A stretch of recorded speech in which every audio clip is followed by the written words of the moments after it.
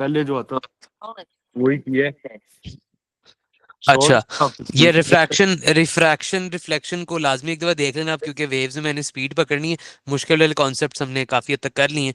अब आगे आगे चलते जाएंगे, साथ साथ आपने खुद ही कैचअप करना है, वरना फिर आपसे कैचअप नहीं होगा। Okay sir. जो पढ़ रहे हैं उसको इग्नोर ना करें, वो जो पहले पढ़ लिए वो रिवाइज हो जाएगा। लेकिन अगर ये मिस हो गया तो फिर ये कब करेंगे? ऐसी ठीक ही है। सर, ये बड़ा बड़ा अच्छा। चैप्टर। हाँ। अच्छा चलो भाई शुरू करते हैं। हमने लास्ट टाइम बेसिकली पढ़ लिया है सारा, वेव स्पीड पढ़ ली है, फ्रीक्वेंसी वेवलेंथ पढ़ ली है, टाइम पीरियड पढ़ ली है, एम्पलीट्यूड भी देख ली है, रिफ्लेक्शन देख लिया कि angle of incidence should be equal to angle of reflection के अगर तो वो लाइट पास नहीं कर रही। रिफ्रैक्शन में क्या होता था, क्यों कि दो मीडियम्स में अगर उसकी डेंसिटी अलग है तो वेव वो बेंड हो जाती है, उस हिसाब से स्पीड भी चेंज हो जाती है, उस हिसाब से फ्रीक्वेंसी भी चेंज हो जाती है, जैसे कि हमने यहाँ पे किया कि क्योंकि दो मीडियम्स में जब आप ट्रांजिशन करते हैं तो दोनों में अगर डेंसिटी फर्क है, दोनों का मीडियम में स्पीड फर्क है, तो इसकी वजह से उनकी वेवलेंथ भी फर्क होती है। और जब अगर दोनों जगह पे स्पीड फर्क है तो उसकी वजह से वो बेंड कर जाती है। सही है, ये इसका आइडिया था मेन। अच्छा आगे चलते हैं। तीसरी जो हमारी वो है ना प्रॉपर्टी ऑफ वेव्स, जो कि सारी वेव्स परफॉर्म करती हैं। एक पहली थी रिफ्लेक्शन, दूसरी थी रिफ्रैक्शन, और तीसरी है डायफ्रैक्शन। डायफ्रैक्शन बड़ी आसान सी चीज है। वो बेसिकली ये है कि अगर एक वेव आ रही है और आप एक उसको एक नैरो गैप में से गुजार दें, ठीक है। अब जो नैरो गैप है ना, उसकी वजह से होता ये है, जो कि ये नैरो गैप, ये ओपनिंग है छोटी सी, इसकी वजह से ये होता है कि वो जो वेव होती है ना वो पूरी तरीके से बेंड नहीं कर पाती, सॉरी, वो पूरी तरीके से पास नहीं कर पाती, तो वो ना एक तरीके से स्क्वीज हो जाती है। और वो जो स्क्वीज हो जाती है उसकी वजह से, लेकिन उसके ऊपर ना एक इफेक्ट आ जाता है जिसको हम कहते हैं diffraction. This is a diffracted wave. मतलब ये बेसिकली क्या होगी है, द वेव हैज बेंट। सही है, कि जब भी एक वेव जो है वो एक गैप के अंदर से गुजरेगी जो कि काफी छोटा होगा, तो वो जो वेव है वो बेंड हो जाएगी, या फिर बेंड से बेहतर ये है, मैं लिखता हूँ इट्स गोइंग टू स्प्रेड। ठीक है, ये स्प्रेड आउट होगी। और आप अगर तो इस गैप को छोटा करते जाएंगे, जितना छोटा ये गैप होगा वो वेव उतनी ज्यादा बेंड होके स्प्रेड आउट होती जाएगी। तो इसका मतलब ये है कि अगर तो आप गैप को छोटा करेंगे, the wave is going to be more spread out, या फिर हम ये कह सकते हैं कि स्प्रेड भी ज्यादा होगी। ठीक है, और वो डायफ्रैक्ट भी ज्यादा होगी, because diffract is basically the same as spreading effect या फिर बेंडिंग इफेक्ट। सही है। और मैक्सिमम डायफ्रैक्शन तब होती है, मैक्सिमम डायफ्रैक्शन तभी होगी जब आपके पास जो गैप है, the gap is equal to the wavelength. जैसे कि फर्ज करें कि ये जो गैप है, मतलब ये, मैं इस गैप को कितना छोटा कर सकता हूँ, मैं ये कितना ज्यादा स्प्रेड आउट कर सकता हूँ इन वेव्स को, क्योंकि मुझे पता है कि मैं गैप को कम करूंगा तो डायफ्रैक्शन ज्यादा होगी। लेकिन मैं कितना गैप को कम कर सकता हूँ, मैं अगर गैप को वेवलेंथ के इक्वल कर दूं, लैम्डा के इक्वल कर दूं, वहां पे इस पॉइंट पे डायफ्रैक्शन विल बी मैक्सिमम। इससे ज्यादा फिर नहीं आप डायफ्रैक्ट कर सकते। सही है। और लेकिन अगर आप क्या कहते हैं, गैप को बड़ा करते जाते हैं, वेवलेंथ उतनी है, तो फिर वो डायफ्रैक्शन कम होती जाएगी। जैसे कि यहाँ पे क्योंकि गैप बड़ा है, तो यहाँ पे डायफ्रैक्शन एक्चुअली कम हुई है, यहाँ पे वो बेंडिंग इफेक्ट कम हुआ है। सही है, मेक सेंस?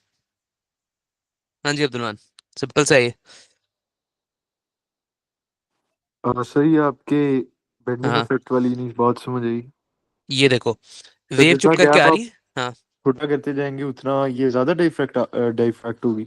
हाँ वही, ये देखो, ये जैसे जैसे वेव चुप करके आई जा रही है, लेकिन आपने इसके सामने गैप रख दी है, ठीक है, वो मतलब वो उसके अंदर से वेव स्क्वीज नहीं कर पा रही।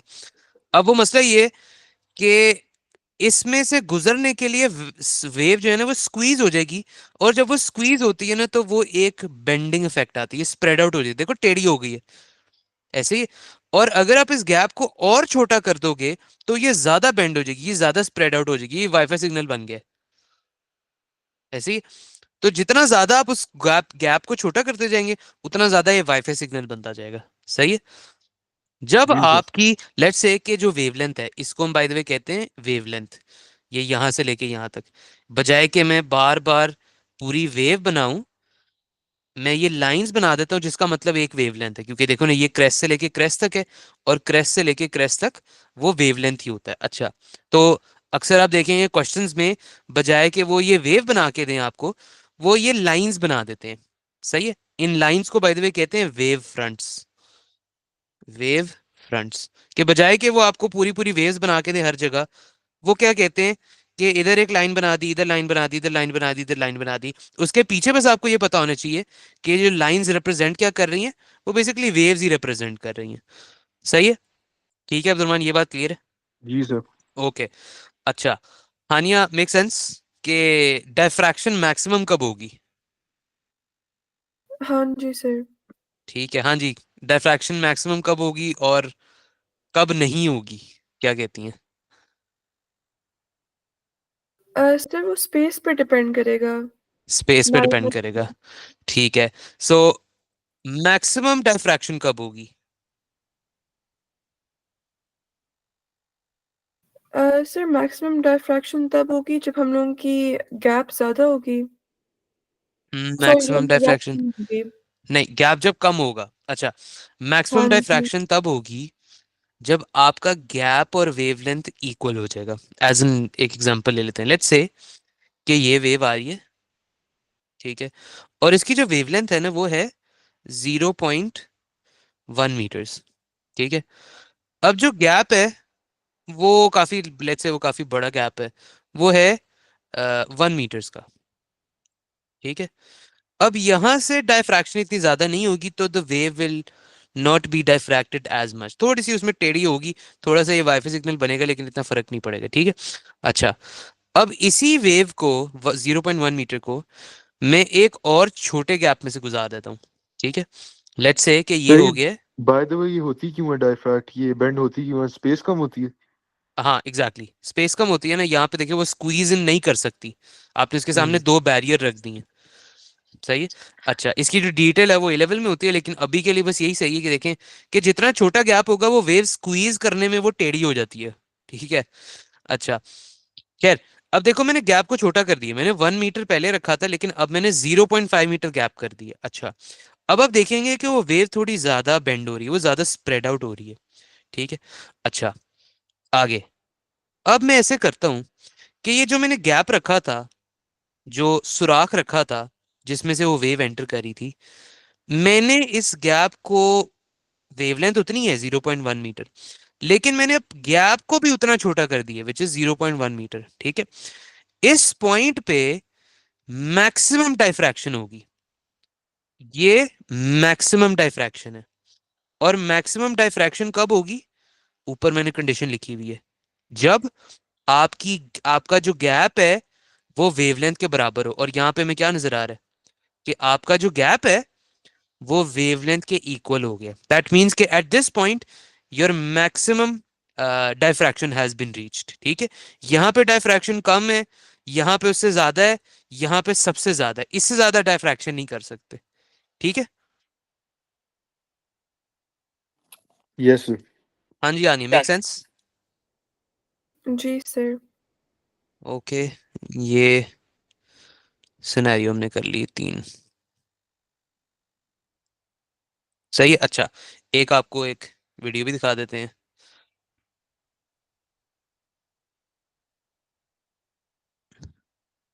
ये चेक करें, ये भी डायफ्रैक्शन कराएगा पानी के साथ। ये देखें, ये बेसिकली डायफ्रैक्शन हो रही है। ये मेरे ख्याल से आपको तो वो फुल एफपीएस पे नहीं आ रहा होगा। सर वो पहले ये है कि वेवलेंथ हमारी ज्यादा है। नहीं, अच्छा, वेवलेंथ रिमेन्स द सेम, वो आपको लग रहा और है, सर वो लेकिन वो, सॉरी वो वेव हमें बड़ी नजर आ रही है, उसके बाद वेव बहुत छोटी, वो बेंड हो गई है।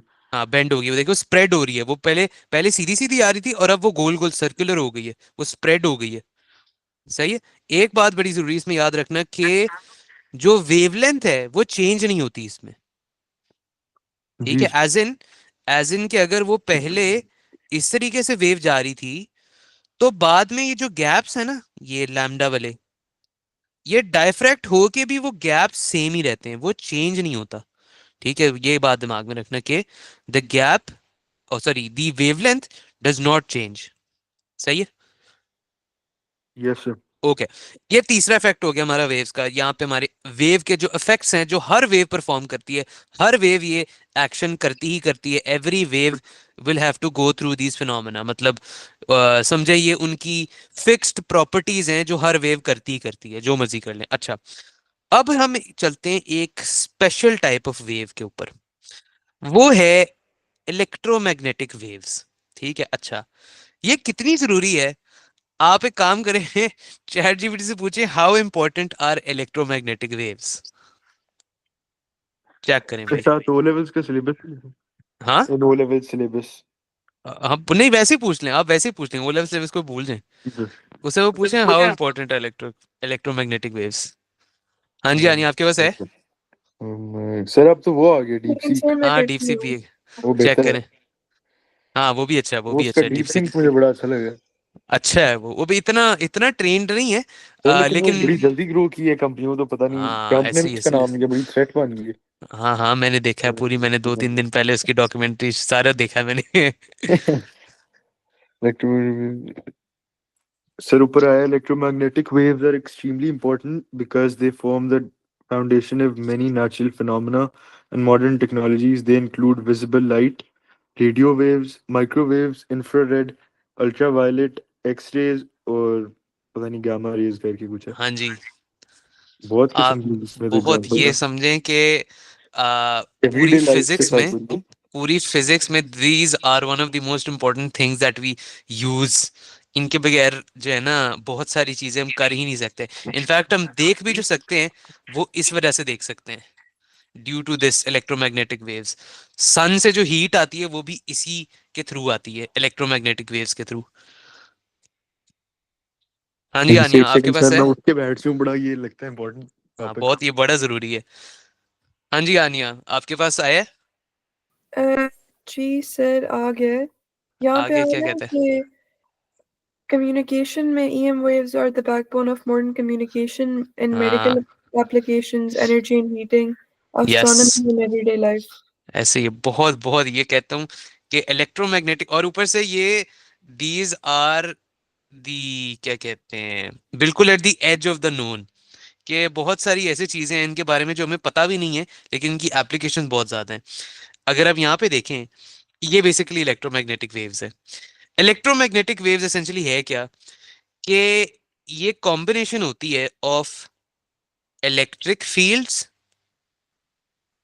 Plus magnetic fields. सही है? और ये किस तरीके से बनती हैं, ये बहुत डिटेल्ड है, ये ए लेवल्स में भी इसका जवाब नहीं है, ये अंडर ग्रेड में भी जाके डिटेल में जाके इसका जवाब आता है कि ये है क्या।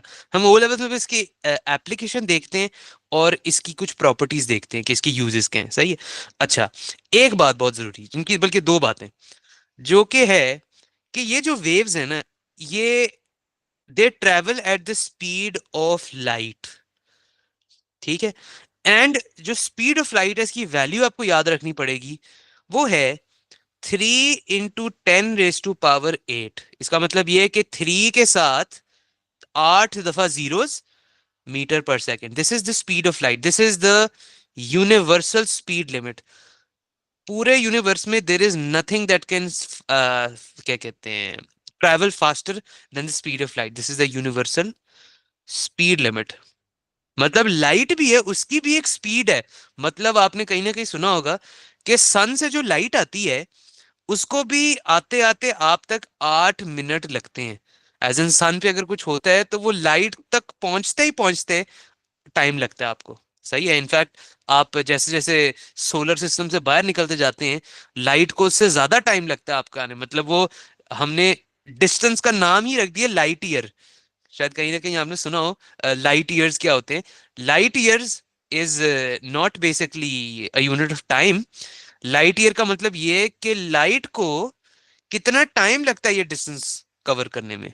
तो वो भी हम स्पेस फिजिक्स में पढ़ेंगे लाइट ईयर क्या होता है। लेकिन खैर, electromagnetic waves, all of these travel at the speed of light. By the way, they are all transverse waves. Trans, oh, transverse waves. हाँ, ये क्या होते हैं transverse waves? Sir transverse waves वो होते हैं जिसके अंदर ऑसिलेशंस परपेंडिकुलर होती हैं to the direction. Perpendicular, exactly, so exactly like this, ये जो जिगजैग मोशन होती है हमेशा ट्रांसवर्स वेव्स में होती है, as in the particles oscillate perpendicular to their motion, exactly, मतलब ये इस तरीके से वेव अगर राइट पे जा रही है तो पार्टिकल आपका ऊपर नीचे ऑसिलेट करता है। अच्छा, खैर हाँ, एक और जरूरी चीज, that they do not need a medium to travel. ये बड़े खास किस्म की वेव है कि they can travel in vacuum, they can travel in vacuum. मतलब आम जो वेव्स होती है उसमें एक मीडियम चाहिए होता है। जैसे कि वाटर वेव है, वो वाटर होगा तभी तो वो वेव होगी वाइब्रेशन वाली। एक और तरीके की वेव होती है जो साउंड होती है।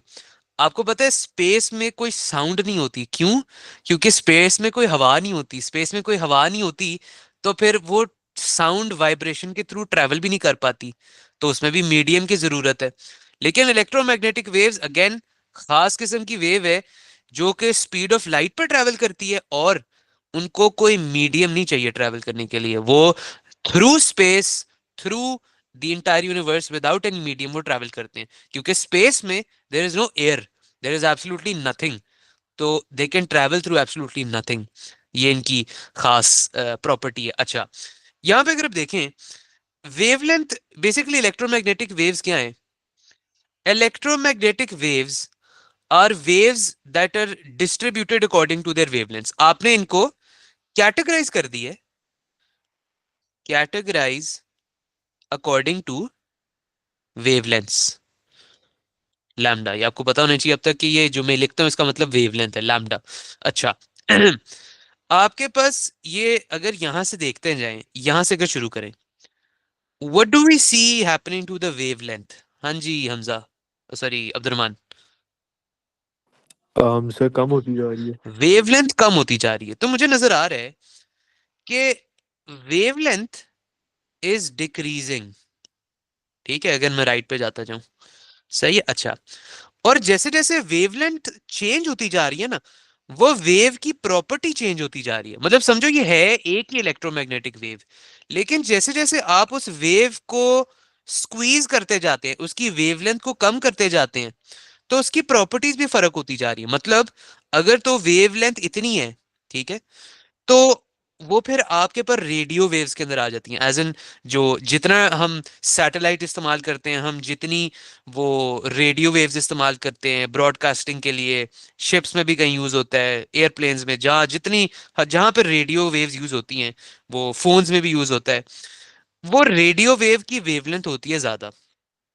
लेकिन जैसे आप थोड़ी सी वेवलेंथ कम कर देते हो ना, वो फिर आपने अब कैटेगरी फर्क कर दी है, हमने उसको क्लासिफाई कर दिया माइक्रोवेव में, क्योंकि माइक्रोवेव की प्रॉपर्टी थोड़ी फर्क होती है।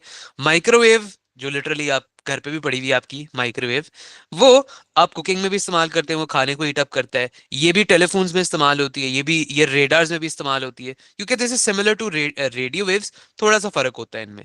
अच्छा, फिर आप वेवलेंथ को और छोटा कर दें तो आ जाता है इंफ्रारेड।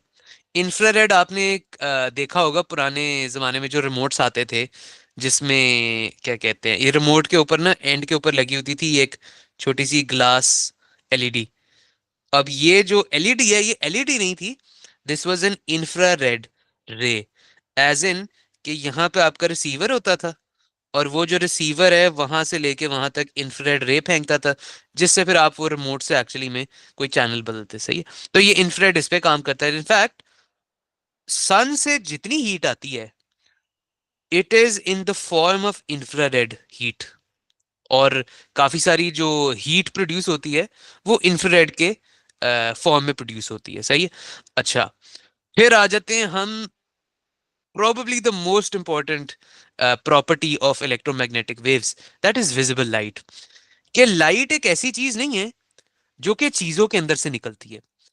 लाइट एक ऐसी, समझो एक क्या किसके मैं डिस्क्राइब करूं, समझो इट इज अ वाटर जो कि हर जगह है। वो इस तरह की गैस है, इस तरह का पानी है जो कि हर जगह है, और जहां पे वो पानी है, हम उस पानी को देखते हैं और उससे हमें पता लगता है कि वो सब्जेक्ट है, वो कलर है। एज इन के क्या कहते हैं, इमेजिन के एक ये कमरा है, और ये एक बंदा है और इस बंदे के अंदर आंखें हैं। तो ये जो आंखें हैं, लेट्स से कि ये एक आई डोंट नो क्या रख लेते हैं, क्या कोई चीज रखें यार, चलो एक और बंदा रख लेते हैं। अच्छा, ये इस बंदे के अंदर से लाइट नहीं निकल रही, राइट? आपके पास जब एक लेट्स से यहाँ पे अगर एक आई डोंट नो यहाँ पे सन है अगर कोई, तो वो जो लाइट आती है तो आप देखते हो कि पीछे शेडो आ जाता है उस बंदे का, राइट? वो शेडो इसलिए आता है क्योंकि वहां पे लाइट की कमी होती है, राइट? तो वो सारी लाइट इस बंदे के ऊपर आ रही है, एंड वो जो लाइट की बीम है, जो इलेक्ट्रोमैग्नेटिक वेव्स हैं, वो पीछे तक नहीं पहुंच रही, इस वजह से शेडो आता है। सो वो तो खैर काफी लोगों को पता ही है शेडो होता है। तो शेडो क्यों होता है? क्योंकि वहां पे लाइट की कमी है, सही है। तो this is the idea behind light, कि light is actually the thing that causes everything to be seen. वो भी एक वेव ही है, इलेक्ट्रोमैग्नेटिक वेव। अच्छा, आगे फिर अगर हम और वेवलेंथ को छोटा करते हैं, आपके पास आ जाती है अल्ट्रावायलेट। अल्ट्रावायलेट इसकी कुछ प्रॉपर्टीज हैं, भी और भी बताते हैं। अल्ट्रावायलेट रेज आपके सन से आती हैं। इनफैक्ट अगर आप यूवी लाइट का बहुत ज्यादा एक्सपोजर कर लें तो फिर आपको स्किन कैंसर हो जाता है। इसके और भी कुछ प्रॉपर्टीज हैं, फ्लोरेसेंट ट्यूब्स की उसमें ये ज्यादा यूज होता है फोरेंसिक साइंस में। वो नहीं होता, क्या कहते हैं, फिंगरप्रिंट स्कैन करने के लिए। और और कहीं पे वो यूज होता है एज अ क्लीनिंग एजेंट, काफी जगह यूज होता है। अच्छा, फिर हम आ जाते हैं one of the most important things in medical science, that is X-rays. ये अगर आप वेवलेंथ को और छोटा कर दें तो एक्सरे बन जाते हैं।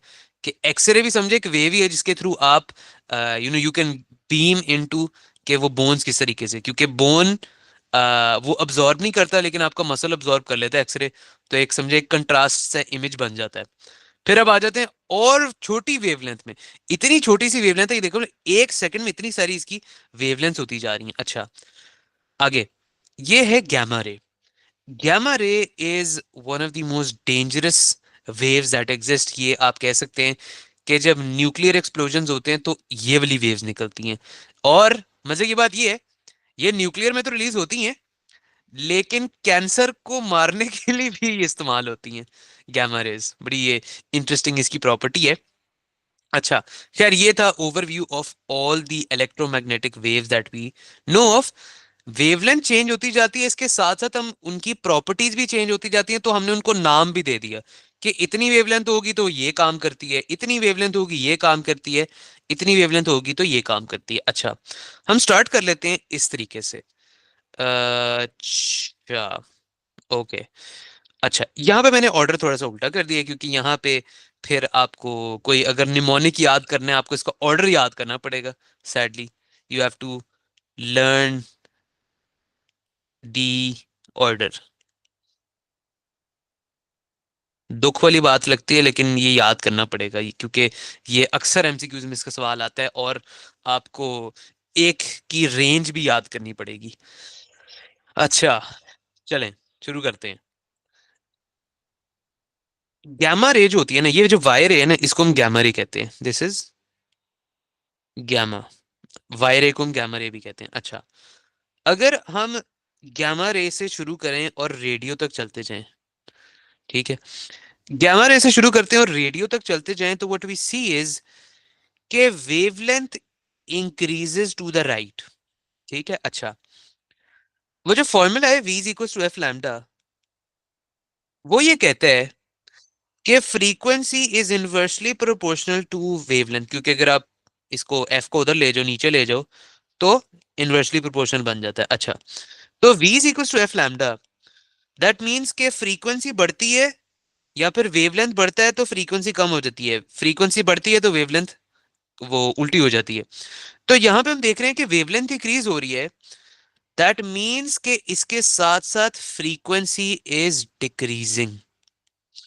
इसका मतलब अब क्या है कि सर ये हाँ, फ्रीक्वेंसी वेव की बात हो रही है ना, कि वेव की फ्रीक्वेंसी, हाँ, क्योंकि जिस देखो तरह ना, आपने गामा रेज के अंदर देखा है कि जो वेव है वो बहुत ज्यादा है तो यस, फ्रीक्वेंसी बहुत ज्यादा है। एग्जैक्टली, वेव्स की जो वेवलेंथ एंड फ्रीक्वेंसी होती है ना, वो इनवर्स होती है, वो उल्टा होता है हमेशा। क्योंकि देखो, यहाँ पे वेव इतनी छोटी हो गई है लेकिन वो फ्रीक्वेंट बहुत ज्यादा हो गई है ना। यहाँ पे वेवलेंथ छोटी है लेकिन फ्रीक्वेंसी बहुत ज्यादा है। और यहाँ पे देखो, यहाँ पे वेवलेंथ बहुत बड़ी है लेकिन फ्रीक्वेंसी छोटी सी है, आधी वेव भी नहीं गुजर रही। यहाँ पे देखो उतने ही सेक्शन में कोई 10 गुजर गई है। Right, make sense? हाँ जी अब्दुलरमान, ठीक है। जी जी सर। अच्छा, खैर, अगर हम गैमा रे से शुरू करते हैं और फिर रेडियो तक जाते हैं तो हम देखते हैं कि फ्रीक्वेंसी कम हो रही है और वेवलेंथ बढ़ रही है। ठीक है, अच्छा, मैंने ऑर्डर यहाँ पे इस वजह से रिवर्स किया है कि आप सिर्फ इसको इस तरीके से ना याद कर लें कि लेफ्ट से राइट वो वेवलेंथ कम हो रही थी, क्योंकि वो ऑर्डर कभी भी बदल सकते हैं, तो इस वजह से मैंने नीचे ऑर्डर उल्टा कर दिए, गैमा यहाँ पे आ गया, रेडियो यहाँ पे आ गया। तो ऑर्डर को आपने देख लेना है कि किस तरीके से आपने याद किया हुआ है। अच्छा, अभी मैं बताता हूँ आसान तरीका याद करने का। अच्छा, खैर, हाँ, गैमा की सबसे छोटी वेवलेंथ है, और क्योंकि देखें ना राइट साइड पे जाते जाए तो वेवलेंथ इंक्रीज हो रही है, फ्रीक्वेंसी डिक्रीज हो रही है, तो दैट मींस गैमा की सबसे लो वेवलेंथ है और हाई फ्रीक्वेंसी है। ठीक है, और अगर आप राइट साइड पे चले जाओ तो रेडियो की सबसे हाई वेवलेंथ है और लो फ्रीक्वेंसी है। ये इस तरीके से टेबल ऑर्गेनाइज किया हुआ है। लेफ्ट से राइट जाएंगे तो वेवलेंथ बढ़ती जा रही है और फ्रीक्वेंसी कम होती जा रही है। अच्छा, एक और चीज ये है कि आप याद किस तरह करेंगे। अभी अगर आपको सिर्फ एक चीज भी याद हो जाए ना तो आपको ऑर्डर याद हो जाएगा कि कहाँ पे फ्रीक्वेंसी ज्यादा थी कहाँ पे कम थी। रेडियो से याद कर लो। रेडियो की प्रॉपर्टी होती है कि वो लॉन्ग डिस्टेंसेस ट्रैवल कर लेता है। Right, long distance. तो अगर वो लंबे लंबे डिस्टेंस ट्रैवल कर लेते हैं इसका मतलब हाई वेवलेंथ है उसकी, बस। तो आपको ऑटोमेटिकली पता लग गया कि रेडियो की अगर हाईएस्ट वेवलेंथ है तो उसकी फ्रीक्वेंसी भी लोएस्ट होगी, और इसका मतलब ये है कि टेबल के दूसरी साइड पे जाते जाओ तो वेवलेंथ कम होती जाएगी, फ्रीक्वेंसी ज्यादा होती जाएगी। ठीक है, जी सर। अच्छा, अब इसको हम याद कैसे करें? इसको हम याद इस तरीके से कर लेते हैं, अगर हम इस फॉर्म में अगर ना लिखें या उल्टा चेक कर लें। चलो इस फॉर्म में चेक चेक कर लेते हैं, वो है, निमोनिक ये है, राहुल्स, आपको कोई बेहतर आता है आप वो कर लें। राहुल्स मदर इज विजिटिंग, क्या बताएं भाई, अंकल जेवियर्स गार्डन। ठीक है, आप कहते हैं तो आप इनको जिस तरह मर्जी चेंज कर सकते हैं, आपका जो दिल करता है करें। ऑर्डर आपको याद होना चाहिए, और आपको ऑर्डर में ये पता होना चाहिए किसकी हाईएस्ट वेवलेंथ है, किसकी लोएस्ट वेवलेंथ है, किसकी फ्रीक्वेंसी हाई और लो है। दैट मींस ये रेडियो है, radio mother is microwave as in the mnemonic. अच्छा, इज, और ये क्या है, इंफ्रारेड। विजिटिंग क्या है, विजिबल लाइट। अंकल क्या है, यूवी लाइट। एक्स क्या है, एक्सरे। गार्डन क्या है, गैमा रे। हाँ जी अब्दुल, मुझे बताएं, इसमें सबसे हाईएस्ट वेवलेंथ किसकी है? सर इसमें रेडियो की। रेडियो की। और लोएस्ट फ्रीक्वेंसी किसकी है? सर वो है हमारे पास गामा रेज की। सवाल सुने मैंने, दोबारा बिल्कुल, पूछ, वो क्या भी पूछ? रेडियो की है। अच्छा, सबसे लो फ्रीक्वेंसी किसकी है? हाँ, अच्छा, कंफ्यूजिंग सवाल है सर, वो भी रेडियो की। हाँ, इसी तरह से कंफ्यूज करेंगे, क्योंकि जिसकी सबसे हाईएस्ट वेवलेंथ है उसकी सबसे लोएस्ट फ्रीक्वेंसी भी है। हम्म। अच्छा, इसका मतलब कि जो गैमा रे है इसकी वेवलेंथ क्या है? सर वेवलेंथ गामा रे की बहुत छोटी होगी। ओके हानिया, इसकी फ्रीक्वेंसी क्या है? सर फ्रीक्वेंसी सबसे ज्यादा होगी। सबसे ज्यादा होगी, हाईएस्ट फ्रीक्वेंसी होगी इसकी। सही है, तो ये आप ये निमोनिक यूज कर लें, आपको जो बेहतर लगता है आप वो कर लें, लेकिन ऑर्डर आपको आना चाहिए और इसकी रेंज का भी पता होना चाहिए कि कहाँ से लेके कहाँ तक जा रहा है। अच्छा, आगे चलते हैं। लाइट की ना, बाय द वे, लाइट का एक चीज याद रख लो। लाइट की जो वेवलेंथ है ना, वो रेड में होती है 400 नैनोमीटर। और ओ बाय द वे, हाँ, मैंने वो कलर्स का तो बताया नहीं, एक सेकंड, हाँ, कलर्स का भी बता दें। ये देखें, यही जो चीज है ना, हमने लाइट को हम जरा जूम इन करके देख लेते हैं, बाकी सारी हमने तो पढ़ ली ना, लेकिन हम लाइट को भी जरा गौर से देख लेते हैं। लाइट में ये कलर्स हैं, ठीक है, विच इज, ये V is violet, this is violet, this is indigo, this is blue, this is green, ये येलो है वो ऑरेंज है, और ये है रेड। सही है। अच्छा, जो कलर्स हैं वही है। अच्छा, light is also an electromagnetic wave, ठीक है। अच्छा, लाइट का भी आपको पता होना चाहिए कि सबसे हाईएस्ट वेवलेंथ किसकी है और लोएस्ट वेवलेंथ किसकी। आप इस टेबल से तो बता ही सकते हो, आप इस टेबल से तो बता ही सकते हो कि लाइट बिल्कुल मिडल में है तकरीबन, हाँ बल्कि एक्चुअली मिडल में है। तो हम लाइट की वेवलेंथ को किस तरह डिस्क्राइब करते हैं? अब लाइट भी जो है ना, लाइट भी वेवलेंथ में आपने उसको डिवाइड किया हुआ है कि जैसे जैसे मैं वायलेट से रेड कलर में जाता जाता हूं तो लाइट की वेवलेंथ भी चेंज होती जाती है। और इसको भी याद रखने का आसान तरीका है, रेड कलर, अब्दुल मुझे बताएं जो स्टॉप साइन होते हैं वो किस कलर में होते हैं? सर रेड कलर में, क्योंकि वो रेड सबसे कलर में ज्यादा होते हैं, वो होता है, क्या उसको कहते हैं, ब्राइट होता है, उसकी सबसे ज्यादा ब्राइट दूर विजिबल तक होता नजर आता है। So red actually has the highest wavelength, that means कि उसकी लोएस्ट फ्रीक्वेंसी है। और फिर वायलेट वो नहीं नजर आता दूर से, तो that means this has the lowest wavelength but it also has the highest frequency, ठीक है। ये लेकिन हाईएस्ट फ्रीक्वेंसी पूरे टेबल में नहीं है, ये मैंने सिर्फ किसकी बात की है, ये सिर्फ मैंने लाइट के स्पेक्ट्रम में बात की है, कि मतलब लाइट को समझो मैंने और हिस्सों में तोड़ दी है। सही है। है। जी सर। ये मैंने लाइट को और हिस्सों मतलब ये इसको मैंने जूम इन करके देखा है, यहां से लेके यहां तक अगर आप जूम इन करते हैं तो लाइट के अंदर अपने भी कलर्स होते हैं और वो कलर्स खुद भी वेवलेंथ के तौर पे डिवाइड हुए हैं, कि जैसे जैसे मैं कलर्स को चेंज करता जाता हूं मेरे मतलब वो वेव इस तरीके से होगी, इस तरीके से कि this is violet, this is going to be violet, right. और जैसे जैसे मैं वेवलेंथ को कम करता जाता हूँ this is going to be red, this is going to be yellow, this is going to be let's say इसको हम ग्रीन कर लेते हैं। सही है, ठीक है। जी सर। हाँ जी आनिया, मेक सेंस। जी सर। चलो आगे चलते हैं। अब इसके कुछ यूजेस हैं, ये आपको पढ़ने पड़ेंगे, आपको याद भी करने पड़ेंगे, हैं बहुत आसान, आपको 90% पहले से आते हैं, लेकिन एक दफ़ा देख लेना क्योंकि अक्सर एमसीक्यू में 1 से 2 मार्क इसका आता है, जो कि वो इलेक्ट्रोमैग्नेटिक वेव्स के यूजेस आपसे कंपेयर करता है, जिसमें ये एक दफ़े मैं आपको बता देता हूँ। जैसे रेडियो वेव्स का long term long range communication क्यों, रीजन भी बताई हुई है, रिफ्लेक्ट भी हो जाती है, उसकी लॉन्ग वेवलेंथ भी है, माइक्रोवेव्स की बताई हुई है, इंफ्रारेड की बताई है, ultra violet, x ray, gamma ray, सारी आसान सी हैं बहुत।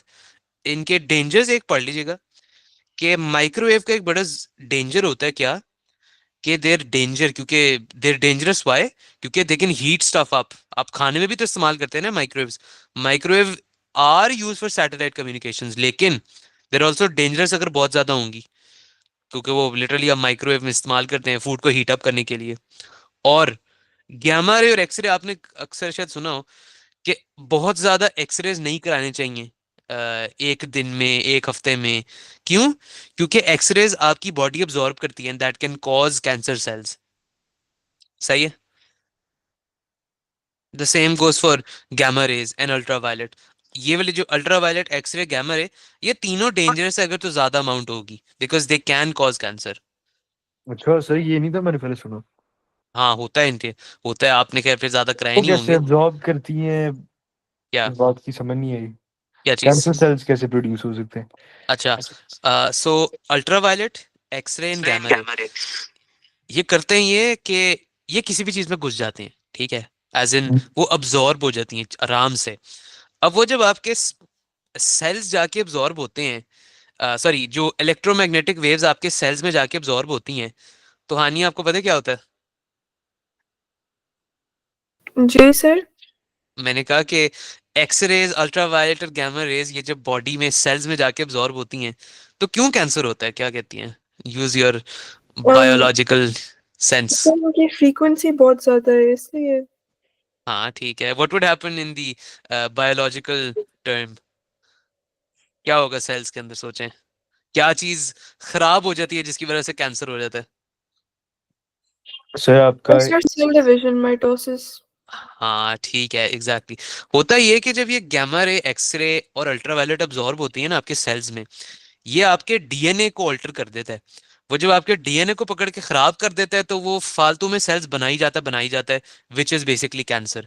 कैंसर होता है अनकंट्रोलेबल सेल डिवीजन, कि आप सेल बनाई जा रहे हो, दैट इज कैंसर। तो इस वजह से ये ओह जो, अच्छा। हाँ, ultraviolet X ray and gamma rays थोड़ी अमाउंट में हम्म। ठीक है, एक्सरे कराते भी थे, उसका फायदा भी तो है, लेकिन अगर आप रोज रोज एक्सरे ले रहे हैं तो there is a high chance और कि जो है ना आपको कैंसर हो जाएगा। इनफैक्ट जब न्यूक्लियर एक्सप्लोजन होता है ना तो गैमा रेज निकलती है सबसे पहले। Gamma rays these are released in nuclear explosions. वो आपने क्या कहते हैं, तब शायद वो सुना तो हो। बड़ा लॉन्ग टर्म इफेक्ट रहता है, वो जो एग्जैक्टली स्पेशली हिरोशिमा के अंदर भी हुआ था। एग्जैक्टली वो पता है क्यों? क्योंकि आपका डीएनए ही ऑल्टर हो गया होता है। अच्छा मतलब वो जो आपके बच्चों का भी फिर जो डीएनए होता है वो भी खराब होता है, फिर उनका भी अच्छा खराब अच्छा होता है, अच्छा फिर अच्छा अगर, अच्छा अच्छा, इसलिए मैं भी कहूँ बड़ी जनरेशन तक बड़ा वहां पे हुआ हाँ है। एग्जैक्टली और वो ऊपर से जो गैमा रे होती है वो हवा में भी घुस जाती है। मतलब वो जो सांस ले रहा है वो भी उसको गैमा रेस मिल रहा है, तो इस वजह से nuclear explosions are extremely deadly, कि उनका सालों सालों हजारों सालों तक इफेक्ट रहता है। हम्म। छोटा छोटा सही है, शुरू में काफी ज्यादा होता है, फिर वो स्लो हो जाता है, लेकिन इट डेफिनेटली स्टेज देयर। सही है, तो गैमा रेज बड़ी खतरनाक होती हैं। गैमा रेज कैसी है? इनफैक्ट आपका आमना सामना गैमा रेज के साथ बहुत कम होता है, एक्सरेज तक होता है काफी हद तक लोगों का मेडिकल साइंस में, लेकिन गैमा रेज कम ही होता है बहुत, और वो रखी भी इन सेफ रीजन होती हैं। अच्छा भाई, ये भी यहाँ पे इसके समराइज कर दिए यूजेस, इसको आप लिख लेना, ये तभी जो आपको आएंगे अगर आप इसको लिखेंगे, इसको समझेंगे, इसको लिख के एक दफा बंद करके दोबारा पढ़ेंगे कि मैंने क्या क्या पढ़ा। ठीक है, जी सर। ओके, ओके, चलें आगे चलते हैं भाई। अच्छा भाई, आप ऐसा करें 3-4 मिनट की ब्रेक ले लेते हैं, फिर ये साउंड वेव शूट करते हैं। Okay sir. ठीक है।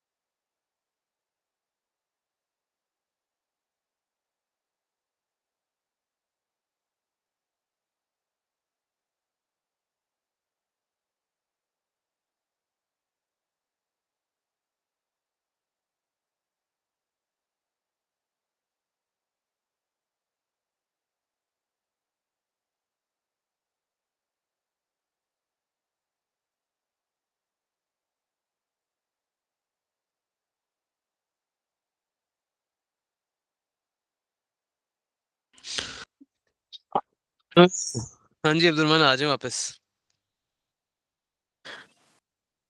जी सर, आ गया। ओके बस करते हैं आखिरी। हाय, हाय, हाय। हानिया आपने वो देखा हुआ है सोलो लेवलिंग?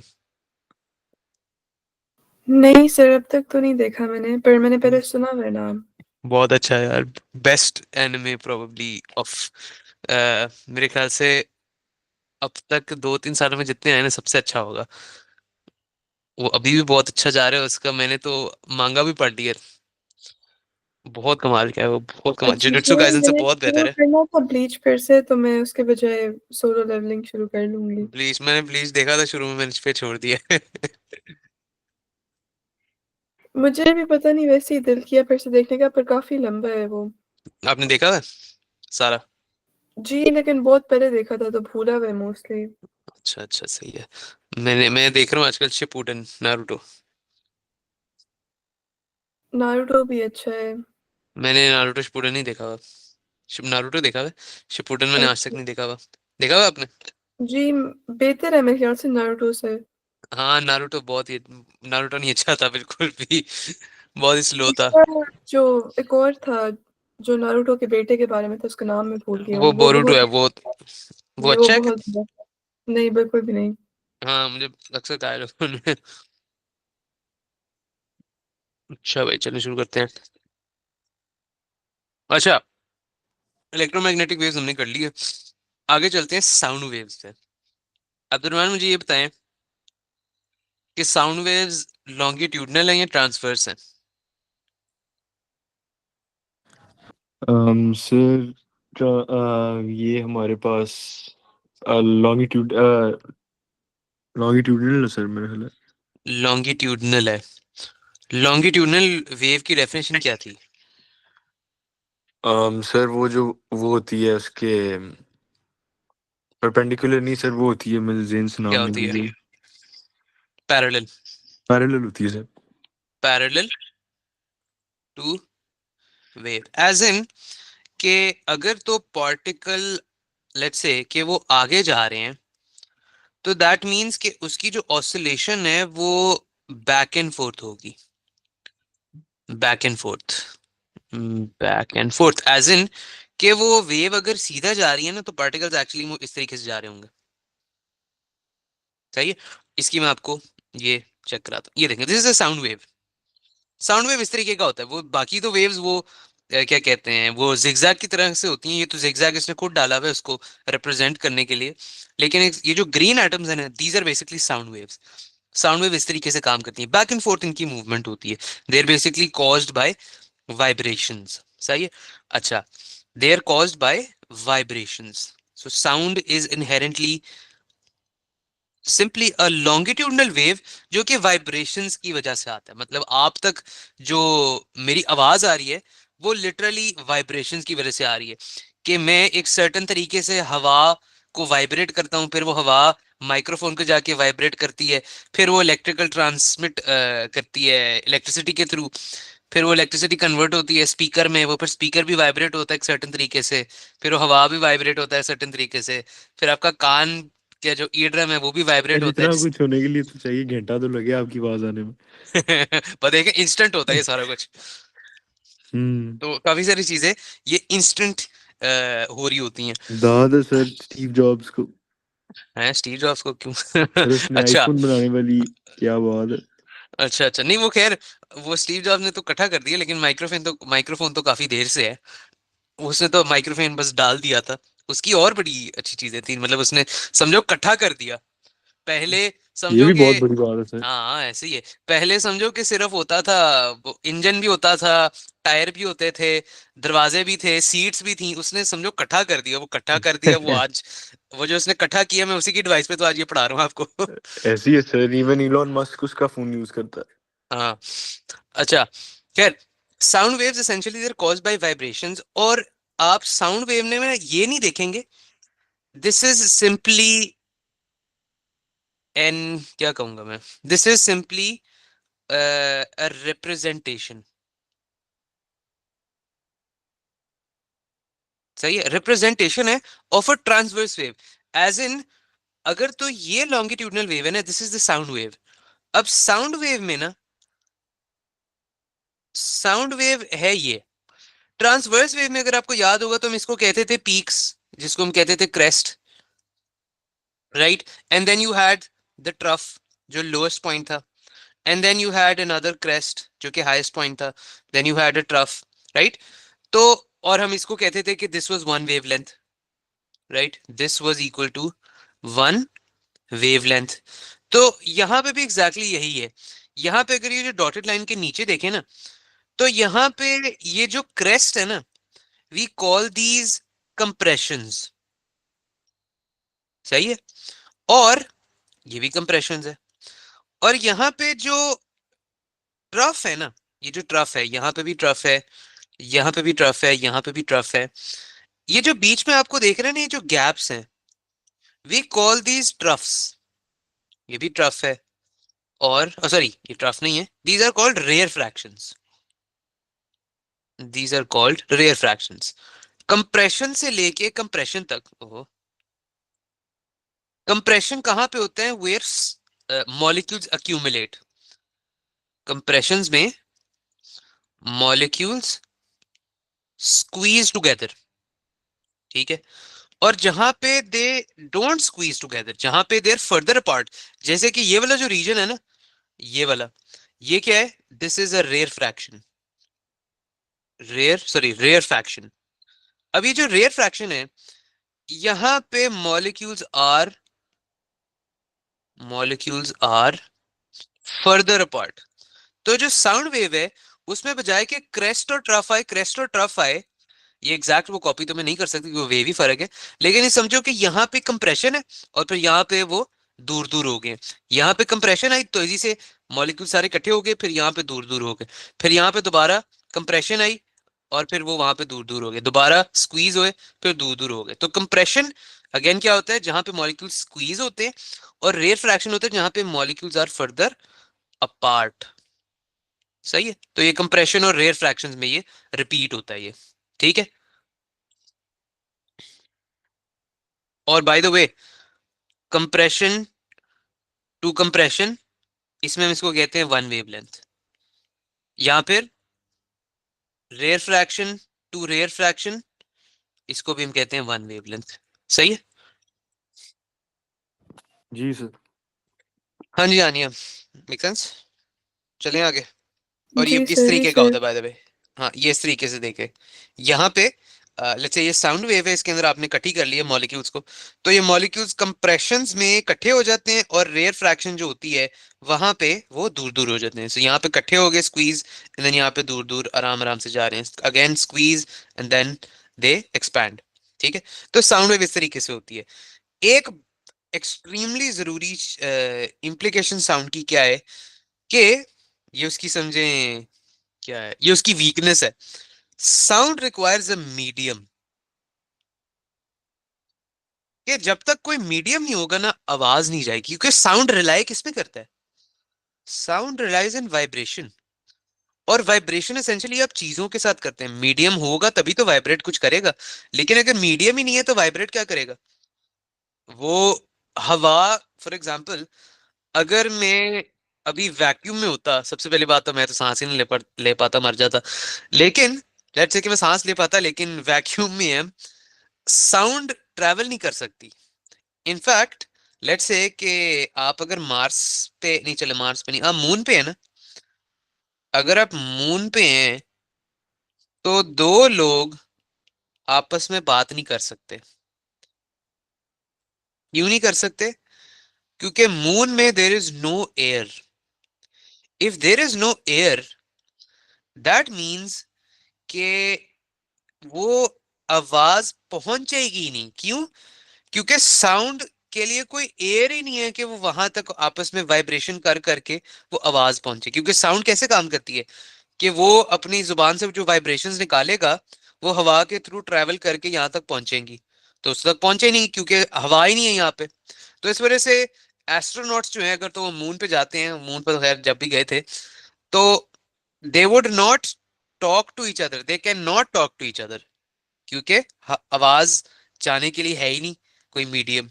सही है, मतलब वो फिर वो अपने हेलमेट्स में कोई इलेक्ट्रिकल मोड इस्तेमाल करते हैं, जिस वजह से फिर आवाज जाती है, क्योंकि उनके जहाँ पे वो सांस ले रहे हैं उसके अंदर तो हवा है ना, जो उनका हेलमेट है।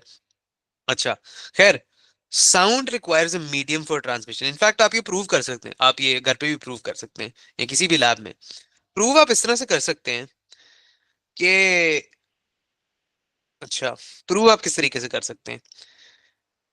ये मेरे पास एक जार है, ठीक है, ग्लास का जार है, सील आपने किया हुआ है, और ये एक है स्टॉपर है, और ये एक है वैक्यूम पंप, और इसके अंदर है बहुत सारी हवा, और ये है स्पीकर। इस स्पीकर पे हम लगाएंगे तलहा अंजुम को, ठीक है। अब हमने प्ले कर दिए, तलहा अंजुम गा रहा है, और हवा है, आवाज भी आ रही है, ठीक है। अब वैक्यूम पंप क्या करेगा? As soon as vacuum pump starts, vacuum pump क्या करते हैं हानिया?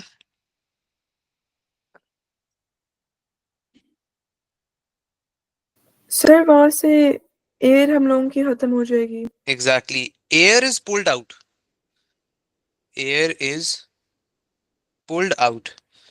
फिर क्या होता जाएगा? Talha will not be audible any more.